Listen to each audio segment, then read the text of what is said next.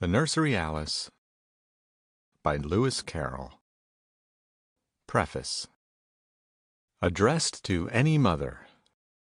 I have reason to believe that Alice's Adventures in Wonderland has been read by some hundreds of English children, aged from 5 to 15, also by children aged from 15 to 25, yet again by children aged from 25 to 35, and even by children, for there are such, children in whom no waning of health and strength, no weariness of the solemn mockery and the gaudy glitter and the hopeless misery of life has availed to parch the pure fountain of joy that wells up in all childlike hearts, children of a certain age, whose tale of years must be left untold and buried in respectful silence.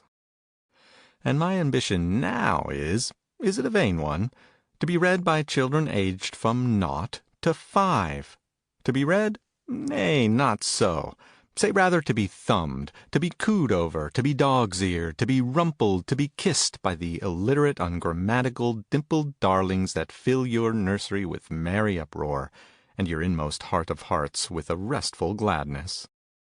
Such, for instance, as a child I once knew, who, having been carefully instructed that 1 of any earthly thing was enough for any little girl, and that to ask for 2 buns, 2 oranges, 2 of anything, would certainly bring upon her the awful charge of being greedy, was found one morning sitting up in bed, solemnly regarding her 2 little naked feet, and murmuring to herself, softly and penitently, "Dee-dee." Eastertide, 1889. The White Rabbit. Once upon a time there was a little girl called Alice, and she had a very curious dream. Would you like to hear what it was that she dreamed about? Well, this is the first thing that happened. A white rabbit came running by in a great hurry, and just as it passed Alice, it stopped and took its watch out of its pocket. Wasn't that a funny thing? Did you ever see a rabbit that had a watch and a pocket to put it in? Of course, when a rabbit has a watch, it must have a pocket to put it in. It would never do to carry it about in its mouth, and it wants its hands sometimes to run about with. Hasn't it got pretty pink eyes?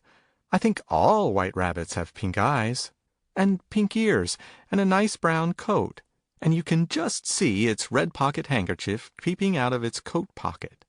And what with its blue necktie and its yellow waistcoat, it really is very nicely dressed. "Oh dear," said the rabbit. "I shall be too late." What would it be too late for, I wonder? Well, you see, it had to go and visit the Duchess. You'll see a picture of the Duchess soon, sitting in her kitchen. And the Duchess was a very cross old lady, and the rabbit knew she'd be very angry indeed if he kept her waiting. So the poor thing was as frightened could be. Don't you see how he's trembling? Just shake the book a little from side to side, and you'll soon see him tremble. Because he thought the Duchess would have his head cut off for a punishment. That was what the Queen of Hearts used to do when she was angry with people. You'll see a picture of her soon. At least she used to order their heads to be cut off, and she always thought it was done, though they never really did it. And so, when the White Rabbit ran away, Alice wanted to see what would happen to it. So she ran after it, and she ran, till she tumbled right down the rabbit hole. And then she had a very long fall indeed, down and down and down, till she began to wonder if she was going right through the world, so as to come out on the other side. It was just like a very deep well, only there was no water in it. If anybody really had such a fall as that, it would kill them most likely. But you know, it doesn't hurt a bit to fall in a dream, because all the time you think you're falling, you really are lying somewhere safe and sound and fast asleep. However, this terrible fall came to an end at last, and down came Alice on a heap of sticks and dry leaves. But she wasn't a bit hurt, and up she jumped and ran after the rabbit again. And so that was the beginning of Alice's curious dream. And next time you see a white rabbit, try and fancy you're going to have a curious dream, just like dear little Alice. How Alice Grew Tall. And so, after Alice had tumbled down the rabbit hole and had run a long, long way underground, All of a sudden she found herself in a great hall, with doors all around it. But all the doors were locked, so you see poor Alice couldn't get out of the hall, and that made her very sad. However, after a little while she came to a little table all made of glass, with 3 legs. There are 2 of the legs in the picture, and just the beginning of the other leg. Do you see? And on the table was a little key, and she went around the hall and tried if she could unlock any of the doors with it. Poor Alice! The key wouldn't unlock any of the doors.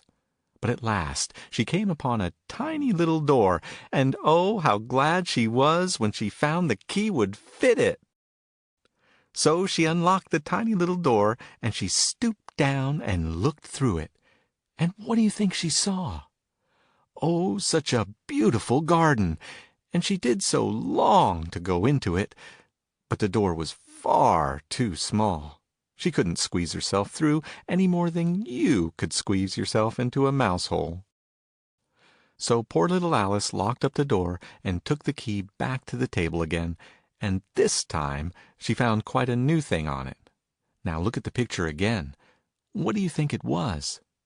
It was a little bottle with a label tied to it, with the words "Drink Me" on the label. So she tasted it, and it was very nice. So she set to work and drank it up. And then such a curious thing happened to her.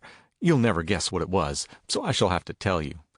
She got smaller and smaller, till at last she was just the size of a little doll. Then she said to herself, "Now I'm the right size to get through the little door." And away she ran. But when she got there, the door was locked, and the key was on the top of the table, and she couldn't reach it. Wasn't it a pity she had locked up the door again? Well, the next thing she found was a little cake, and it had the words "Eat Me" marked on it. So, of course, she set to work and ate it up. And then, what do you think happened to her? No, you'll never guess. I shall have to tell you again. She grew, and she grew, and she grew, taller than she was before, taller than any child, taller than any grown-up person, taller and taller and taller. Just look at the picture and you'll see how tall she got. Which would you have liked the best, do you think? To be a little tiny Alice, no larger than a kitten, or a great tall Alice, with your head always knocking against the ceiling? The Pool of Tears. Perhaps you think Alice must have been very much pleased when she had eaten the little cake to find herself growing so tremendously tall, because of course it would be easy enough now to reach the little key off the glass table and to open the little tiny door. Well, of course she could do that, but what good was it to get the door open when she couldn't get through? She was worse off than ever, poor thing. She could just manage by putting her head down close to the ground to look through with one eye. But that was all she could do. No wonder the poor tall child sat down and cried as if her heart would break. So she cried and she cried, and her tears ran down the middle of the hall like a deep river, and very soon there was quite a large pool of tears reaching halfway down the hall. And there she might have stayed till this very day, if the White Rabbit hadn't happened to come through the hall on his way to visit the Duchess. He was dressed up as grand could be, and he had a pair of white kid gloves in one hand and a little fan in the other hand, and he kept on muttering to himself, "Oh, the Duchess, the Duchess! Oh, won't she be savage if I've kept her waiting?" But he didn't see Alice, you know. So when she began to say, "If you please, sir," her voice seemed to come from the top of the hall because her head was so high up. And the rabbit was dreadfully frightened, and he dropped the gloves and the fan and ran away as hard as he could go. Then a very curious thing indeed happened. Alice took up the fan and began to fan herself with it. And lo and behold, she got quite small again, and all in a minute she was just about the size of a mouse. Now look at the picture, and you'll soon guess what happened next. It looks just like the sea, doesn't it? But it really is the pool of tears, all made of Alice's tears, you know. And Alice has tumbled into the pool, and the mouse has tumbled in, and there they are, swimming about together. Doesn't Alice look pretty as she swims across the picture? You can just see her blue stockings far away under the water. But why is the mouse swimming away from Alice in such a hurry? Well, the reason is that Alice began talking about cats and dogs, and a mouse always hates talking about cats and dogs. Suppose you were swimming about in a pool of your own tears, and suppose somebody began talking to you about lesson books and bottles of medicine. Wouldn't you swim away as hard as you could go? The Caucus Race. When Alice and the mouse had got out of the pool of tears, of course they were very wet, and so were a lot of other curious creatures that had tumbled in as well. There was a dodo, that's the great bird in front leaning on a walking stick, and a duck, and a lory, that's just behind the duck looking over its head, and an eaglet, that's on the left-hand side of the lory, and several others. Well, and so they didn't know how in the world they were going to get dry again. But the dodo, who was a very wise bird, told them the right way was to have a caucus race. And what do you think that was? You don't know? Well, you are an ignorant child. Now be very attentive, and I'll soon cure you of your ignorance. First, you must have a race course. It ought to be a sort of circle, but it doesn't much matter what shape it is, so long as it goes a good way around and joins on to itself again. Then you must put all the racers on the course, here and there. It doesn't matter where, so long as you don't crowd them too much together. Then you needn't say 1, 2, 3 and away, but let them all set off running just when they like, and leave off just when they like. So all these creatures, Alice and all, went on running round and round till they were all quite dry again. And then the dodo said, everybody won, and everybody must have prizes. Of course Alice had to give them their prizes, and she had nothing to give them but a few comfits she happened to have in her pocket. And there was just one apiece all around. And there was no prize for Alice. So what do you think they did? Alice had nothing left but her thimble. Now look at the picture, and you'll see what happened. "Hand it over here," said the dodo. Then the dodo took the thimble and handed it back to Alice, and said, "We beg your acceptance of this elegant thimble." And then all the other creatures cheered. Wasn't that a curious sort of present to give her? Suppose they wanted to give you a birthday present. Would you rather they should go to your toy cupboard and pick out your nicest doll and say, "Here, my love, here's a lovely birthday present for you"? Or would you rather them to give you something new, something that didn't belong to you before? Bill the Lizard. Now I'm going to tell you about Alice's adventures in the White Rabbit's house. Do you remember how the rabbit dropped his gloves and his fan when he was so frightened at hearing Alice's voice that seemed to come down from the sky?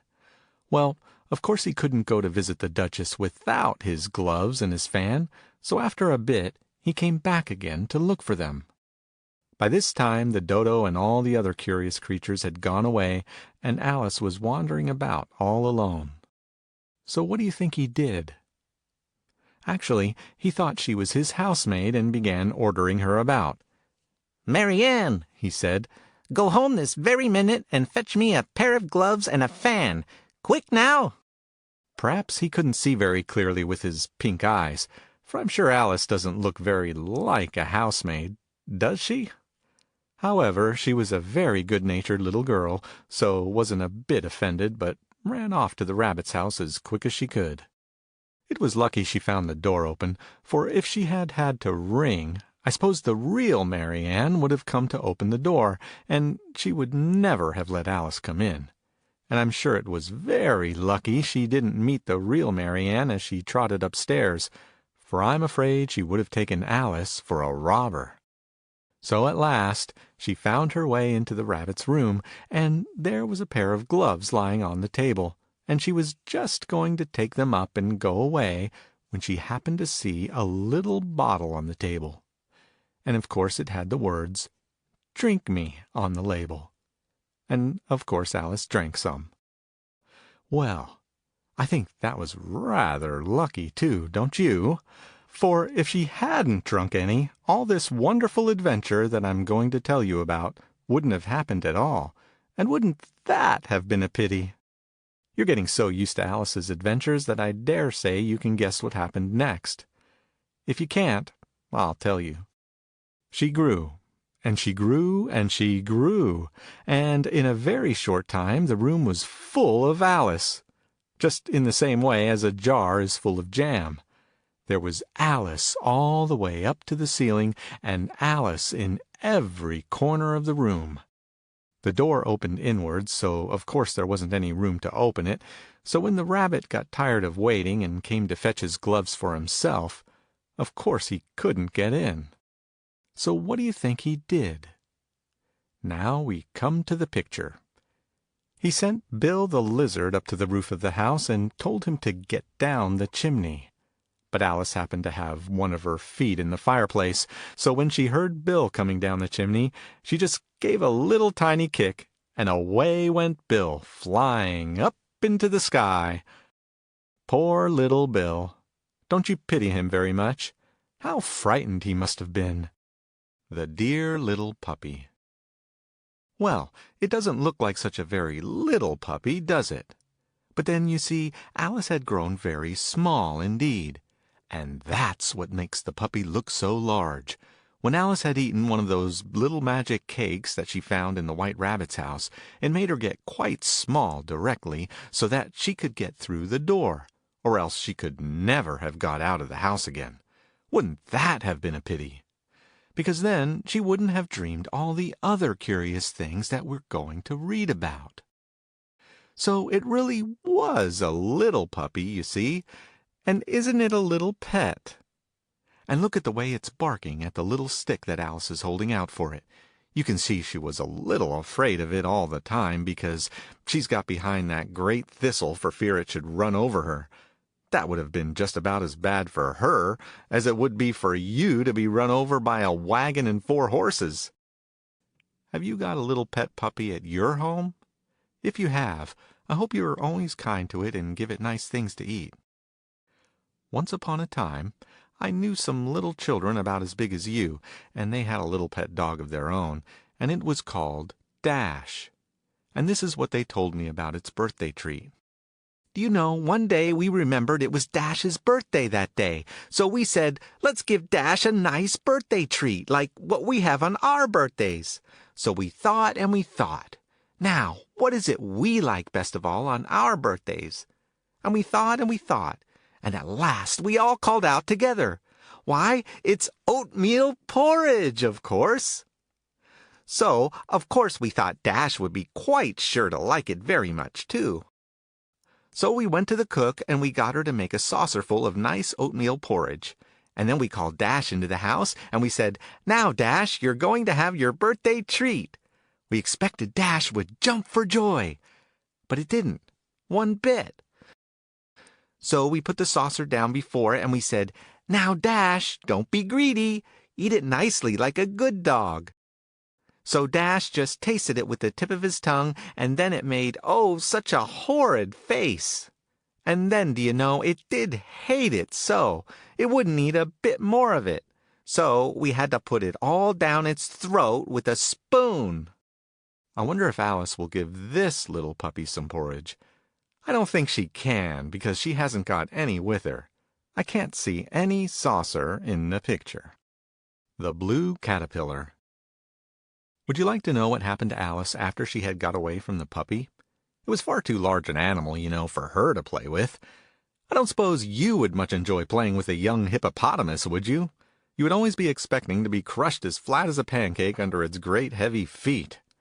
So Alice was very glad to run away while it wasn't looking. Well, she wandered up and down and didn't know what in the world to do to make herself grow up to the right size again. Of course, she knew that she had to eat or drink something. That was the regular rule, you know. But she couldn't guess what thing. However, she soon came to a great mushroom that was so tall that she couldn't see over the top of it without standing on tiptoe. And what do you think she saw? Something that I'm sure you never talked to in all your life. It was a large blue caterpillar. I'll tell you soon what Alice and the caterpillar talked about, but first let us have a good look at the picture. That curious thing standing in front of the caterpillar is called a hookah, and it's used for smoking. The smoke comes through that long tube that winds round and round like a serpent. And do you see its long nose and chin? At least they look exactly like a nose and chin, don't they? But they really are two of its legs. You know a caterpillar has got quantities of legs. You can see some more of them further down. What a bother it must be to a caterpillar counting over such a lot of legs every night to make sure it hasn't lost any of them. And another great bother must be having to settle which leg it had better move first. I think if you had 40 or 50 legs, and if you wanted to go a walk, you'd be such a time in settling which leg to begin with that you'd never go a walk at all. And what did Alice and the caterpillar talk about, I wonder? Well, Alice told it how very confusing it was being first one size, then another. And the caterpillar asked her if she liked the size she was just then. And Alice said she would like to be just a little bit larger. 3 inches was such a wretched height to be. Just mark off 3 inches on the wall, about the length of your middle finger, and you'll see what size she was. And the caterpillar told her one side of the mushroom would make her grow taller, and the other side would make her grow shorter. So Alice took 2 little bits of it with her to nibble, and managed to make herself quite a nice comfortable height before she went on to visit the Duchess. The Pig Baby. Would you like to hear about Alice's visit to the Duchess? It was a very interesting visit indeed, I can assure you. Of course she knocked at the door to begin with, but nobody came, so she had to open it for herself. Now, if you look at the picture, you'll see exactly what Alice saw when she got inside. The door led right into the kitchen, you see. The Duchess sat in the middle of the room nursing the baby. The baby was howling. The soup was boiling. The cook was stirring the soup. The cat, it was a Cheshire cat, was grinning, as Cheshire cats always do. All these things were happening just as Alice went in. The Duchess has a beautiful cap and gown, hasn't she? But I'm afraid she hasn't got a very beautiful face. The baby, well, I dare say you've seen several nicer babies than that, and more good-temper ones, too. However, take a good look at it, and we'll see if you know it again next time you meet it. The cook, well, you may have seen nicer cooks once or twice. But I'm nearly sure you've never seen a nicer cat. Now have you? And wouldn't you like to have a cat of your own, just like that one, with lovely green eyes, and smiling so sweetly? The Duchess was very rude to Alice, and no wonder. Why, she even called her own baby Pig. And it wasn't a pig, was it? And she ordered the cook to chop off Alice's head, though of course the cook didn't do it. And at last she threw the baby at her. So Alice caught the baby and took it away with her, and I think that was about the best thing she could do. So she wandered away through the wood, carrying the ugly little thing with her. And a great job it was to keep hold of it, it wriggled about so. But at last she found out that the proper way was to keep tight hold of its left foot and its right ear. But don't you try to hold on to a baby like that, my child. There are not many babies that like being nursed in that way. Well, and so the baby kept grunting and grunting, so that Alice had to say to it, quite seriously, "If you're going to turn into a pig, my dear, I'll have nothing more to do with you. Mind now." And at last she looked down into its face, and what do you think had happened to it? Look at the picture and see if you can guess. Why, that's not the baby Alice was nursing, is it? I knew you wouldn't know it again, though I told you to take a good look at it. Yes, it is the baby, and it's turned into a little pig. So Alice put it down and let it trot away into the wood, and she said to herself, It was a very ugly baby, but it makes a rather handsome pig, I think. Don't you think she was right? The Cheshire Cat. All alone. Poor Alice. No baby, not even a pig to keep her company. So you may be sure she was very glad indeed when she saw the Cheshire Cat perched up in a tree over her head. The cat has a very nice smile, no doubt, but just look what a lot of teeth it's got. Isn't Alice just a little shy of it? Well, yes, a little. But then, it couldn't help having teeth, you know, and it could have helped smiling, supposing it had been cross. So on the whole, she was glad. Doesn't Alice look very prim, holding her head so straight up, and with her hands behind her, just as if she were going to say her lessons to the cat? And that reminds me, there's a little lesson I want to teach you while we're looking at the picture of Alice and the cat. Now, don't be in a bad temper about it, my dear child. It's a very little lesson indeed. Do you see that foxglove growing close to the tree?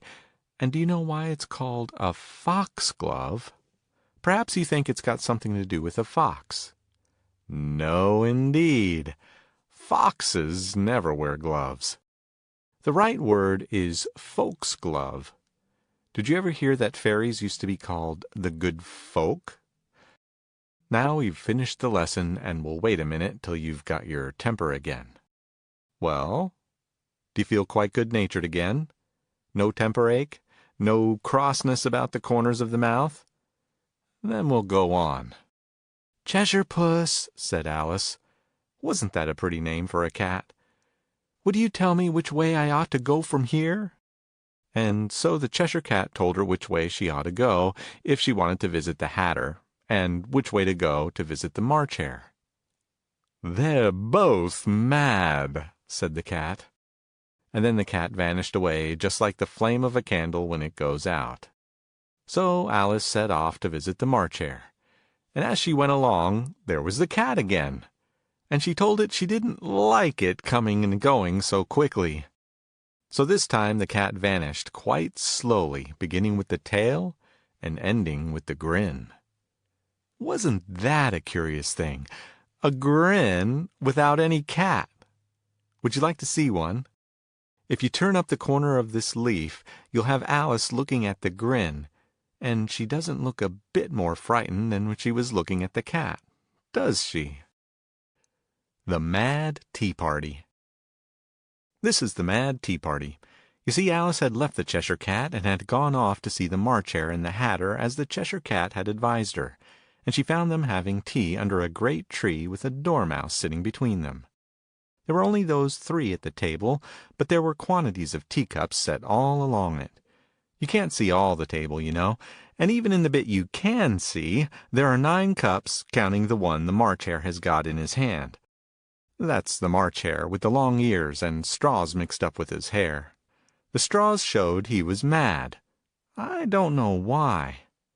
Never twist up straws among your hair, for fear people should think you're mad. There was a nice green armchair at the end of the table that looked as if it was just meant for Alice, so she went and sat down in it. Then she had quite a long talk with the March Hare and the Hatter. The Dormouse didn't say much. You see, it was fast asleep generally, and it only just woke up for a moment now and then. As long as it was asleep, it was very useful to the March Hare and the Hatter, because it had a nice, round, soft head, just like a pillow, so they could put their elbows on it and lean across it and talk to each other quite comfortably. You wouldn't like people to use your head for a pillow, would you? But if you were fast asleep like the Dormouse, you wouldn't feel it, so I suppose you wouldn't care about it. I'm afraid they gave Alice very little to eat and drink. However, after a bit, she helped herself to some tea and bread and butter. Only I don't quite see where she got the bread and butter, and she had no plate for it. Nobody seems to have a plate except the Hatter. I believe the March Hare must have had one as well, because when they all moved one place on, that was the rule at this curious tea party, and Alice had to go into the place of the March Hare, she found he had just upset the milk jug into his plate, So I suppose his plate and the milk jug are hidden behind that large teapot. The hatter used to carry about hats to sell, and even the one that he's got on his head is meant to be sold. You see, it's got its price marked on it. A 10 and a 6. That means 10 shillings and 6 pence. Wasn't that a funny way of selling hats? And hasn't he got a beautiful necktie on? Such a lovely yellow tie with large red spots. He has just got up to say to Alice, "Your hair wants cutting." That was a rude thing to say, wasn't it? And do you think her hair does want cutting? I think it's very pretty length, just the right length. The Queen's Garden. This is a little bit of the beautiful garden I told you about. You see, Alice had managed at last to get quite small, so that she could go through the little door. I suppose she was about as tall as a mouse, if it stood on its hind legs. So, of course, this was a very tiny rose tree, and these are very tiny gardeners. What funny little men they are! But are they men, do you think? I think they must be live cards, with just a head and arms and legs so as to look like little men. And what are they doing with that red paint, I wonder? Well, you see, this is what they told Alice. The Queen of Hearts wanted to have a red rose tree just in that corner, and these poor little gardeners had made a great mistake and had put in a white one instead, and they were so frightened about it because the Queen was sure to be angry, and then she would order all their heads to be cut off. She was a dreadfully savage queen, and that was the way she always did when she was angry with people. Off with their heads! They didn't really cut their heads off, you know, because nobody ever obeyed her, but that was what she always said. Now, can't you guess what the poor little gardeners are trying to do? They're trying to paint the roses red, and they're in a great hurry to get it done before the Queen comes. And then perhaps the Queen won't find out it was a white rose tree to begin with, and then perhaps the little men won't get their heads cut off. You see, there were 5 large white roses on the tree. Such a job to get them all painted red. But they've got 3½ done now, and if only they wouldn't stop to talk. Work away, little men, do work away, or the Queen will be coming before it's done, and if she finds any white roses on the tree, do you know what will happen? It will be off with their heads. Oh, work away, my little men, hurry, hurry! The Queen has come, and isn't she angry? Oh, my poor little Alice. The Lobster Quadrille. Did you ever play at croquet? There are large wooden balls painted with different colors that you have to roll about, and arches of wire that you have to send them through, and great wooden mallets with long handles to knock the balls about with. Now look at the picture, and you'll see that Alice has just been playing a game of croquet. But she couldn't play with that great red what's-its-name in her arms. Why, how could she hold the mallet? Why, my dear child, that great red what's-its-name, its real name is a flamingo, is the mallet. In this croquet game, the balls were live hedgehogs. You know a hedgehog can roll itself up into a ball? And the mallets were live flamingos. So Alice is just resting from the game for a minute to have a chat with that dear old thing, the Duchess. And of course she keeps her mallet under her arm so as not to lose it. But I don't think she was a dear old thing, one bit. To call her baby a pig, and to want to chop off Alice's head? Oh, that was only a joke about chopping off Alice's head. And as to the baby, why, it was a pig, you know. And just look at her smile. Why, it's wider than all Alice's head, and yet you can only see half of it. Well, they'd only had a very little chat when the Queen came and took Alice away to see the Griffin and the Mock Turtle. You don't know what a griffin is? Well, do you know anything? That's the question. However, look at the picture. That creature with a red head and red claws and green scales is the Griffin. Now you know. And the other's the Mock Turtle. It's got a calf's head because calf's head is used to make mock turtle soup. Now you know. But what are they doing, going round and round Alice like that? Why, I thought of course you'd know that. They're dancing a lobster quadrille. And next time you meet a griffin and a mock turtle, I dare say they'll dance it for you, if you ask them prettily. Only don't let them come quite close, or they'll be treading on your toes as they did on poor Alice's. Who stole the tarts? Did you ever hear how the Queen of Hearts made some tarts? And can you tell me what became of them? Why, of course I can. Doesn't the song tell all about it? The Queen of Hearts, she made some tarts all on a summer day. The Knave of Hearts, he stole those tarts and took them quite away. Well, yes, the song says so, but it would never do to punish the poor knave just because there was a song about him. They had to take him prisoner and put chains on his wrists and bring him before the King of Hearts so that there might be a regular trial. Now, if you look at the big picture at the beginning of this book, you'll see what a grand thing a trial is when the judge is a king. The king is very grand, isn't he? But he doesn't look very happy. I think that big crown on the top of his wig must be very heavy and uncomfortable. But he had to wear them both, you see, so that people might know he was a judge and a king. And doesn't the queen look cross? She can see the dish of tarts on the table that she had taken such trouble to make. And she can see the bad knave. Do you see the chains hanging from his wrists? That stole them away from her, so I don't think it's any wonder if she does feel a little cross.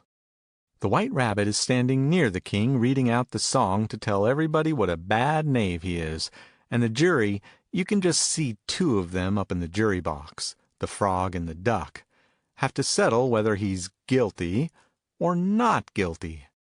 Now I'll tell you about the accident that happened to Alice. You see, she was sitting close by the jury box, and she was called as a witness. You know what a witness is. A witness is a person who has seen the prisoner do whatever he's accused of, or at any rate knows something that's important in the trial. But Alice hadn't seen the queen make the tarts, and she hadn't seen the knave take the tarts. And in fact, she didn't know anything about it, so why in the world they wanted her to be a witness, I'm sure I can't tell you. Anyhow, they did want her, and the White Rabbit blew his big trumpet and shouted out, Alice! And so Alice jumped up in a great hurry, and then what do you think happened? Why, her skirt caught against the jury box and tipped it over, and all the poor little jurors came tumbling out of it. Let's try if we can make out all the 12. You know there ought to be 12 to make up a jury. I see the frog, and the dormouse, and the rat, and the ferret, and the hedgehog, and the lizard, and the bantam-cock, and the mole, and the duck, and the squirrel, and the screaming bird with a long beak just behind the mole. But that only makes 11. We must find one more creature. Oh, do you see a little white head coming out behind the mole, and just under the duck's beak? That makes up 12. Mr. Tenniel says the screaming bird is a storkling. Of course you know what that is. And the little white head is a mouseling. Isn't it a little darling? Alice picked them all up again very carefully, and I hope they weren't much hurt. The Shower of Cards. Oh dear, what is it all about? And what's happening to Alice? Well, I'll tell you all about it as well as I can.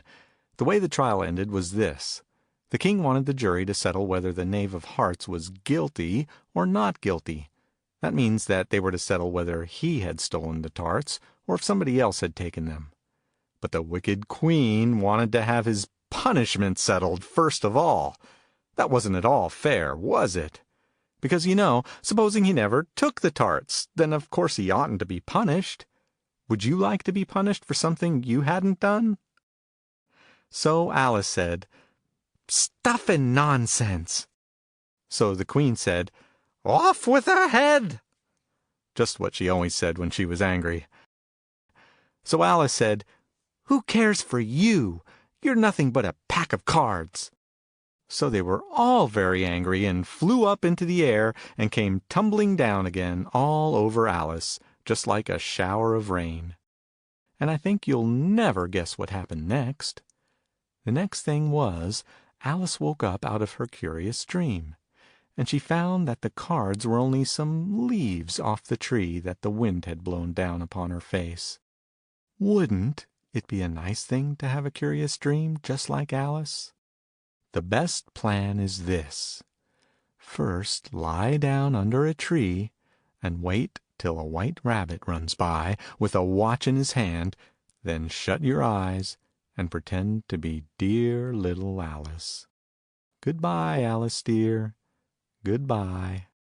The end.